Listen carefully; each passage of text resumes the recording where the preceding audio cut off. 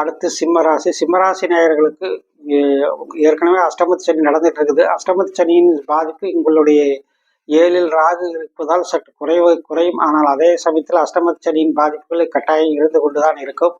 சற்று குறைவாக இருக்கும். 11ல் குரு இருக்கிறது உங்களுக்கு ஒரு நல்ல விஷயமா இருக்குது. குரு ஏற்கனவே வக்கரம், உங்களுடைய ஜாதகத்தில் வக்கரம் அடைஞ்ச நிலையில் பிறந்த இருக்கிறவங்களுக்கு இந்த குரு வக்கரம் அடைஞ்ச இந்த காலகட்டத்தில் சில நன்மைகளை செய்யக்கூடிய வாய்ப்புகள் இருக்கிறது. எனவே குரு வக்கரமடைஞ்ச கட்டத்தில் பிறந்தவங்களுக்கு அதனுடைய ஆதிபத்தியம் காரகத்துவமான குழந்தை பிறப்பு, பொருள் வரவு போன்றவற்றை சிறப்பாகவே செய்ய இருக்கிறார். ஆனால் அதே சமயத்தில் அஷ்டமத்து சனி நடந்துட்டு இருந்தாலுமே கூட இதுவரைக்கும் கணவன் மனைவிக்குள்ள இருந்த பிணக்குகள் சரியாகி ஓரளவுக்கு உங்களுக்குள்ள ஒற்றுமையும் சந்தோஷம் அமையக்கூடிய வாய்ப்புகள் உண்டு. உங்களுடைய லக்கண யோகரான செவ்வாய் தான் உங்களுடைய ராசி யோகரான செவ்வாய் தான் உங்களுடைய ராசியை பார்க்கிறார்.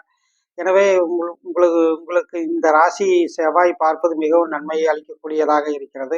6ல் சூரியன் இருக்கிறதும் பரவாயில்லை, எதிர்ப்புகள் அகலும், உங்களுக்கு கணவன் மனைவி ஒற்றுமை மேலோங்கும்.